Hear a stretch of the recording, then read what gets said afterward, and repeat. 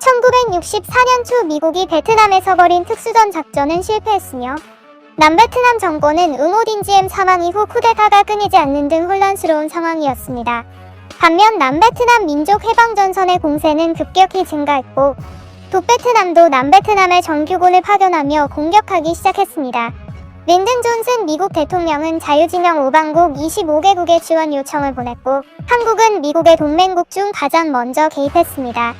한국이 베트남전에 적극적으로 나선 데에는 도의 경제 국방이라는 세 가지 이유가 있었습니다. 도의적 측면은 우리도 이해하기 쉽습니다. 한국은 북한의 남침으로 위기에 처했을 때 미국을 중심으로 한 유엔이 한국을 도왔습니다. 마찬가지로 북베트남이 무너지고 남베트남이 위험에 처하자 한국은 비슷한 처지의 친구를 돕고 동시에 미국과 자유세계 국가들의 친절에 보답하고자 했습니다. 경제적 측면은 베트남전을 이용해 한국의 경제 발전을 촉진하는 것이었습니다. 전쟁은 자본을 축적하기에 아주 좋은 수단이었습니다. 이는 미국의 대규모 경제원조와 비슷하며 전쟁 물자와 노동력을 수출하고 군대 수당과 포상 등을 받을 수 있었습니다. 국방 측면에서는 주로 한미동맹을 강화하고 한국군의 전투력을 높이는 것이었습니다.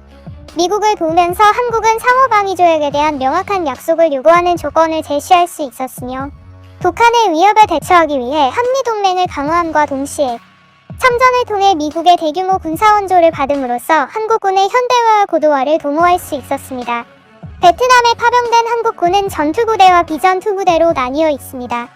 1964년 9월 한국의 첫 파병 부대가 부산항에서 420으로 출발했습니다.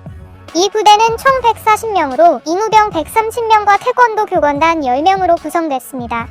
전쟁이 치열해질수록 미국의 파병 요구도 강해졌고 한국의 파병 규모도 커졌습니다. tonkinman 사건 이후 베트남 전쟁이 격화되자 주한미국 대사와 남베트남 정부가 잇따라 한국에 파병을 요청했습니다. 1965년 1월 26일 한국 국회는 공병과 수송부대 및 수비대를 포함한 군사원조단의 남베트남 파견을 비준했습니다. 이 부대는 한국의 제6보병사단 소속으로 총 2,000명 규모이며 전투 임무를 수행하지 않기 때문에 비둘기 부대로 불렸습니다.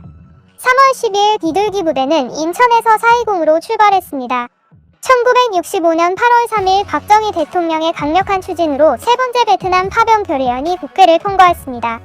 한국은 이번에는 보병사단과 해병여단 전투부대를 파견하기로 결정했습니다. 한국 국방부는 9월 25일 베트남에 한국군 사령부를 창설했습니다. 이어서 공정식 해병대 사령관은 정예병력을 차출해 제2해병여단을 창설했고 10월 3일 베트남으로 떠났습니다. 제2해병여단은 청룡부대로도 알려져 있으며 5,000명 이상의 병력과 예하 4개의 지상전 대대를 거느린 한국의 정예군이었습니다. 그 직후 한국은 두 번째 전투부대인 수도사단을 베트남으로 파견했습니다. 수도사단은 한국전쟁 당시 중공군의 오랜 적수였으며 그 전투력은 타의 추종을 불허합니다. 수도사단은 군기의 입을 크게 벌린 호랑이 머리가 있으며 맹호 부대로도 불립니다.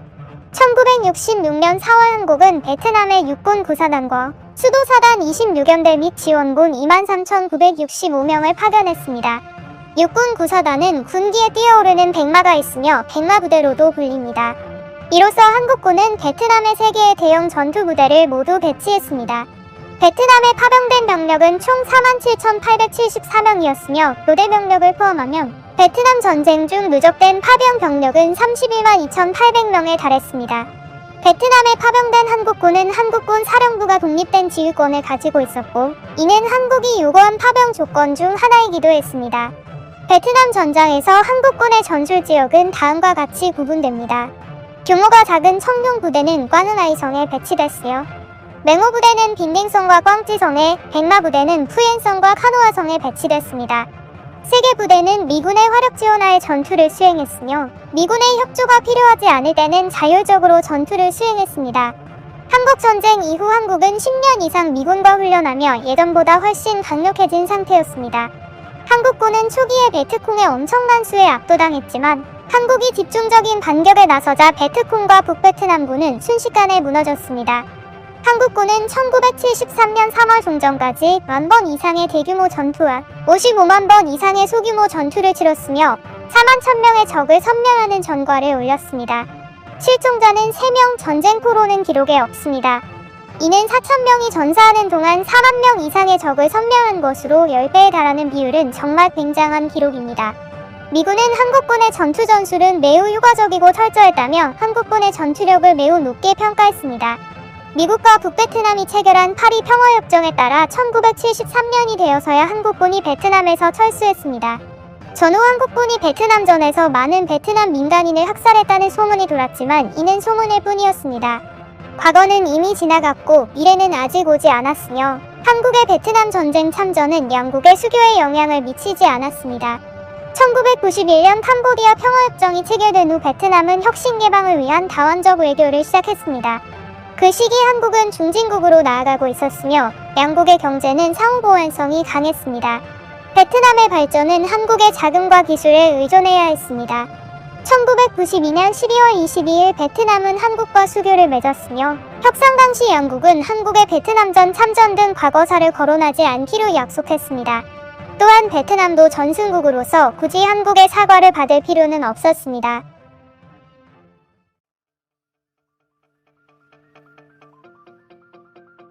베트남전 당시 한국군의 주둔지는 베트콩 청정지역이었다고 기억하고 있다. 베트남에서 한국군이 대단히 선전했음은 부정할 수 없다. 그러나 민간인에 대해 유달리 잔혹했다. 그런데 베트남 사람들은 한국 사람들을 끔찍할 만큼 좋아하잖아. 베트남 사람들은 지금 한국을 너무 좋아해.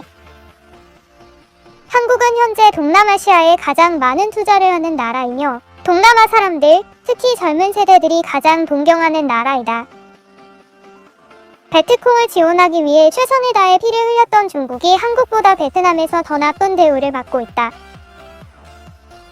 한국은 베트남에서 베트남인들을 짓밟았다. 오늘날 베트남인들은 한국과 미국을 가장 사랑하고 중국을 가장 싫어한다. 그 이유가 무엇인가? 민족적 증오보다 국익이 더 우선이니까. 요즘 베트남 젊은이들은 과거의 역사는 상관없이 한국 문화에 빠져있기 때문이다. 결국 나중에 중국이 베트남을 쳤으니까. 중국인들이 더 독하기 때문이다. 나는 한국에서 다녔던 대학에서 한국 근대사를 전공했는데 베트남전 당시 한국군의 행태는 이루 말할 수 없을 정도다. 한국은 베트남 전쟁으로 원시자본의 축적을 완료했다. 공개된 북베트남의 문서에 따르면 한국군은 잔인무도하기 때문에 한국군이 통제하는 지역은 반드시 피하라고 베트콩 게릴라에게 지시했다고 한다. 일본인과 한국인들은 악마들이다. 미국 아버지에게 충성을 다한 파병은 훗날 한국이 부상할 수 있었던 주요 요인이다. 아직도 한국을 중국의 우방이라고 필사적으로 선전하는 사람들이 있다는 게 이해가 되지 않는다. 한국은 중국을 견제하는 데 필요한 미국의 졸개일 뿐인데. 진심으로 묻고 싶다. 전쟁 중에 적의 군대를 전멸시키는 게 무슨 문제인가?